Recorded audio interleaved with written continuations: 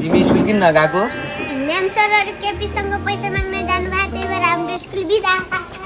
प्रधानमन्त्री केपी ओलीज्यू, शिक्षकको मागलाई तपाईँले कहिले पुरा गर्नुहुन्छ?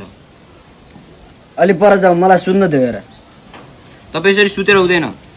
शिक्षकहरूको आन्दोलन दिन प्रतिदिन चर्किँदै गइरहेको छ। केही बोल्नुहोस्। हेर तिमीहरूले सोधेलौ म भन्छु, तिनीहरूलाई म फुट्या कौरी पनि दिँदैन, एक पनि दिँदैन, म दिँदैन भने सुन्दैनौ तिमीहरूलाई? शिक्षकज्यू, केपीले हजुरहरूलाई फुट्या एक कौडी पनि नदिने अरे। हजुरहरू यसै जानुहुन्छ कि हजुरहरूको आन्दोलन जारी रहन्छ? हाम्रो आन्दोलन त जारी रहन्छ।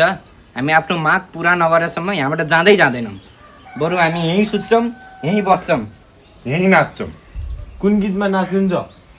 मकै भागी दोहोऱ्याम बजा त।